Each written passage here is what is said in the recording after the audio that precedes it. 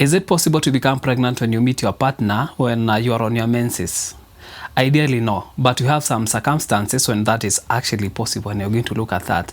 Don't mind about my background. I changed my sitting position. There's something going on. Plus, I have an issue with the light, so I'm using this one. Plus, I'm standing, which is a good change. I've been sitting for long, so it's good. I just stand. We are going to look at the first one, which is the most common one, the length of their cycle. Now, the ideal textbook length of a cycle, menstrual cycle, goes for 28 days. This being day 1, this being day 28. How do you know your ovulation? By now you understand we've been doing this math. So it will be 28 minus 14, which will be 14. So around day 14 or day 14, that's when you are expecting the ovulation. So chances will be very high that any sex around this area here, and you are going to see how that is possible, she can become pregnant. Now, for us to understand this 100%, we need to put in a foundation. And the first thing that we need to understand is ovulation will not always happen on just that one particular day of your cycle. If it's a 28-day cycle, it's not only going to happen on 14th, it can happen on 15th or 16th, it can happen earlier, but we are going to stick to 14 for the sake of the argument today. Now, the second thing, so number 1, ovulation is not standard, but we're not going to use this. So the second one is we need to know that sperms can live for some few days, they can survive for some few days, and we've talked about this in the past. So they can stay for even up to 5 days. Yeah, we have studies that have seen sperms living even up to 5 days, meaning that now, I'm sure for those who are going ahead in our maths, if you deduct this from the ovulation day, it means that from date 9, you can easily become pregnant. If there was any sexual activity from date 9 going forward, she can easily become pregnant because we need to account for the days the sperms can survive in the uterus. Number 3, we need to understand that the menstrual days that you're going to get your menses, like when you're going to get the flow, when you're getting your menses, it can be 1, 2, 3, all the way. It can go all the way up to 7. That is when you're having your pads. This is when you're actively getting your menses. It can be up to 7 days, and this is in the abnormal circumstances. The ideal is 4 to 5 days, and I'm sure by now you're seeing where the months are leading us to. So anything above this is abnormal, anything below this is abnormal. You should talk to your gyna so that they get to understand why this is happening. Now let's go to the actual now interesting part. Now, based on the information that we do have here, what are the circumstances that can lead someone to become pregnant when they met their partner when they want their menses? Now, exactly. So what am I saying exactly too? Now you see, if the cycle is short, you're going to squeeze the days when you're going to be safe. Okay, I don't like calling it safe. You're going to squeeze the window when you're not fertile. And what do I mean by that? Now you see, from 21 all the way up to 31, is it 31 or 34? Maybe you can confirm. This is a normal cycle. It can be short or long. So this is a long cycle, this is a short cycle. So assuming yours is 24 and below, all the way to 21. So your cycle takes, let's say, 21 days or maybe 24 days, and is usually like that, like after every 24 days, you have a new cycle. Or maybe after every 21 days, you have a new cycle. Or after every 34 days, you have a new cycle. Now, from 25 and above, this is 25, you don't really need to worry about when having sex with your partner. Chances are very minimal that you're going to become pregnant, but there's still a chance. But I'm saying chances are very, very minimal. Now, going to the short cycle, this is day 1, this is day 21. For you to know when the ovulation might happen, you come here and it will be 21 minus 14.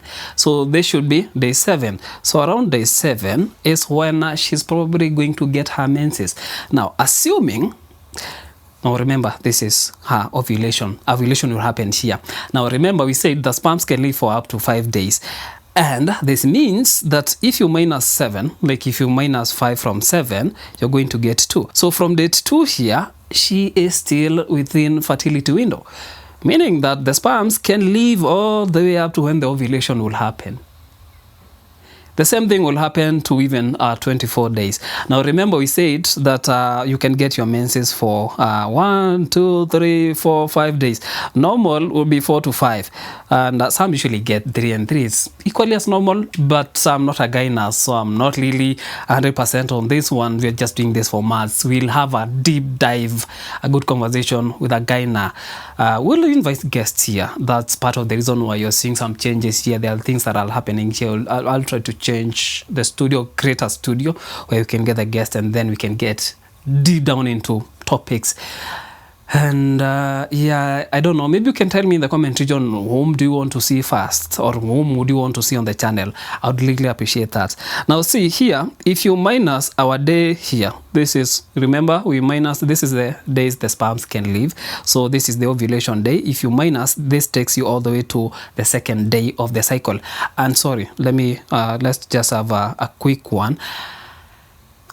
Day 1 of the cycle, day 1 is when you start getting your menses, all the way to, this is another day. This is when you're going to start the second cycle, the previous day. This will be the last day of the cycle. So the first day include the first day you start seeing your menses. So this will be day 1, and for this case, this was day 1. And then we have day 2. So if by any chance, let's assume she usually get the flow for 3 days. If by any chance you have sex on any of this, because now this will be day 1, day 2, this will be day 3. So all through this time she'll be having her menses. And remember, this 3 is actually invasive. It's within her fertility window. So if you happen to meet your partner at this point, chances are very high that she might become pregnant. And by now you understand that short cycles can really increase chances of you becoming pregnant in case you're meeting your partner when she's on her menses. Now the second circumstance when she might become pregnant and yet you met her when she was on her menses, I'll put that in quotes because sometimes it can be a decoy. Like we have women who usually spot when they are on their ovulation. Ovulation is when the fertility is at the peak, and so it decoys you into thinking that hey, she's safe, so you can just do whatever I want to do, and surprise, you have a baby boy, bouncing baby boy, baby girl. That's another conversation. Would you use timing, the Shettos? It's the Shettos method, the timing to determine whether you're going to get a boy or a girl. We've had that conversation way back.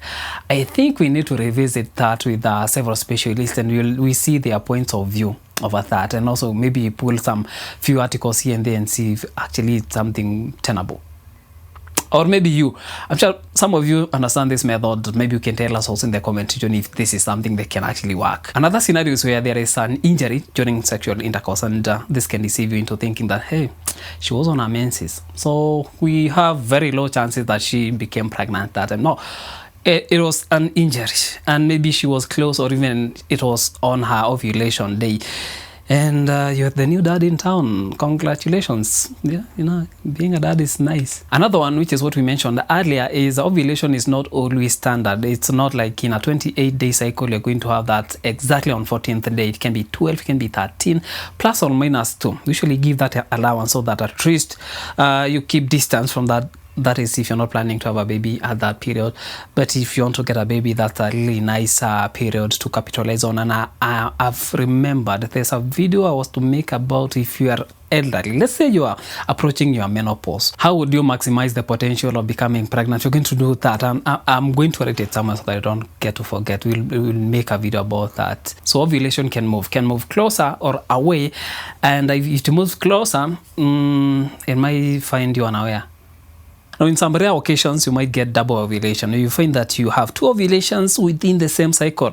You find that, yeah, you knew the first one was happening, and then all of a sudden the second happens due to a surge in hormones. Things happen. There's also many moving parts in a female reproductive system. So it can happen, but on rare cases. And finally, she's already pregnant. You see, what usually happens is after fertilization, that egg that is already fertilized moves down all the way up to the uterus where implantation will happen, and it lodges off some blood and it goes out. And this is one of the reasons why you might spot when you become pregnant, and this is after implantation. So during this time, you might think that she's getting her menses, and yet she's just only spotting.